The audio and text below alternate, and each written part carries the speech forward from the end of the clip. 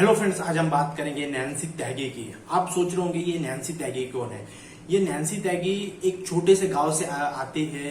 दिल्ली के पास में एक गांव है, वहां से आती है।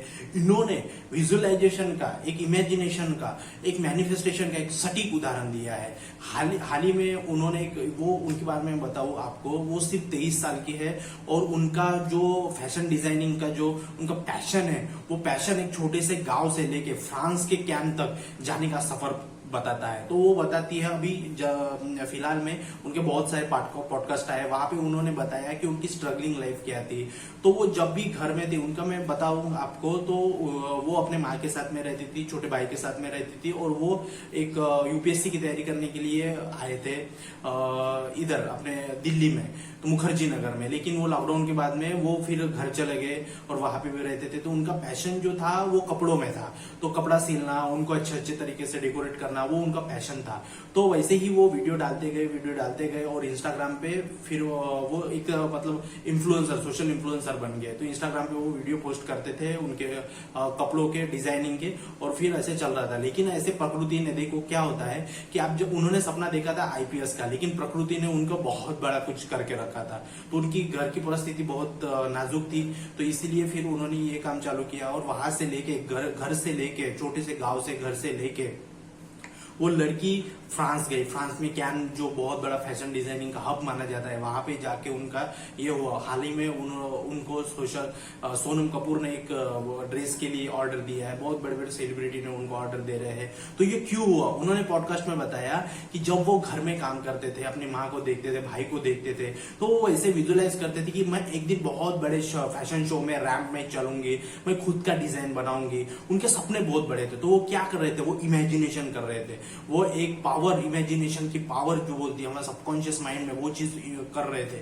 तो वो जैसे ही उनको इंस्टाग्राम पे सफलता मिली, उसके बाद में डायरेक्ट इतने बड़े देश में जाके कैन में परफॉर्म करने का टाइम मिला, एक सफलता मिली। तो क्यों हुआ, क्योंकि वो एक इमेजिनेशन कर रहे थे। उन्होंने बोला कि वो सोचती थी कि मैं कैसा एक आउटफिट बनाऊंगी, कैसा ड्रेस बनाऊंगी, कैसा कौन सा कलर होगा, कैसा क्या होगा, मैं इतना बड़ा सपना देख रही हूँ, सच हो पाएगा क्या, मुझे इस प्रकृति से क्या चांस मिल सकता है क्या। तो उन्होंने वो इमेजिनेशन किया और वहां पे मेहनत करते रहे। और आज वो एक फ्रांस जैसे बहुत बड़ी देश में जाके, कैन में अकेली जाके, कैन में जाके 23 साल की, 22 साल की वो लड़की जाके वहां पे किताब जीत के आती है। तो क्या है, तो उन्होंने बताया कि वो एक इमेजिन करती थी कि ऐसे हो सकता है। घर में जो छोटी सी सिलाई मशीन होती है, वहां से उन्होंने शुरुआत की, वहां पे वो कपड़े सिलती थी। तो जो वहां पे ऑरेंज कलर का बहुत बड़ा जो ड्रेस उन्होंने पहना था, वो एक छोटी सी सिलाई मशीन में सिल के आया था। तो आप अगर अच्छे नियत के साथ में अगर कोई भी काम करते हो और इमेजिनेशन की पावर उसमें डाल देते हो,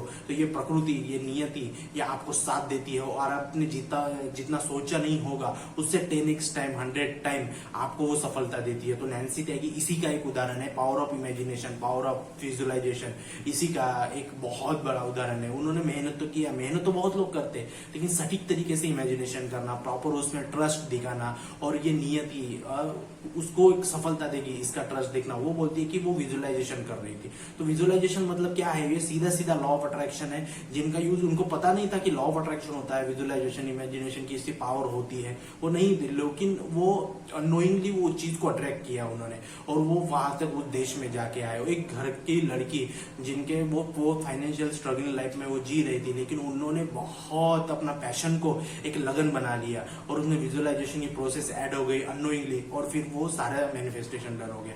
तो क्यों हुआ, क्योंकि लॉ ऑफ अट्रैक्शन की वजह से ये सारी चीज हुई है। इस प्रकृति ने उनको सपोर्ट किया है, उनकी मेहनत को रंग लाई है। तो वो सारी चीजों ने नैन्सी त्यागी को बहुत बड़ा एक सफलता दी है। तो ये विजुअलाइजेशन, पावर ऑफ इमेजिनेशन का ये प्रॉपर एक सटीक एक मतलब उदाहरण है। इसीलिए आज हम उनकी बात कर रहे हैं। नैन्सी त्यागी, 22-23 साल की लड़की नैन्सी त्यागी विजुअलाइजेशन के प्रोसेस से होके गुजर के इतने बड़े देश में जाके एक खुद की घर के, हमारे इंडिया में जो सिलाई मशीन होती है उसमें सिल के वो कपड़ा पहन के जाके वो किताब जीत के आती है, कैन पे चलती है। सारे सेलिब्रिटी पूरी दुनिया के, सिर्फ भारत के नहीं, पूरे दुनिया के फैशन वर्ल्ड से उसको अप्रिसिएशन मिल रहा है, उसका नाम हो रहा है, इंटरव्यू आ रहे हैं, बहुत सारी चीजें हो रही है। तो क्यों हुआ? क्योंकि ये नियति जब आपके पास रिसोर्स किसने है वो नहीं देखती, आपकी इच्छा शक्ति और आपकी जो ट्रस्ट की बिलीव सिस्टम कितना स्ट्रांग है। आप अगर आपका बिलीव सिस्टम स्ट्रांग है तो पूरा पहाड़ भी तो फोड़ लोगे आप। तो वैसे ही उनका बिलीव सिस्टम स्ट्रांग था और वो वहां पे जाके इतना बड़ा अचीवमेंट किया है पावर ऑफ विजुअलाइजेशन से, पावर ऑफ मैनिफेस्टेशन से, लॉ ऑफ अट्रैक्शन से, बिलीव सिस्टम से, सबकॉन्शियस माइंड से।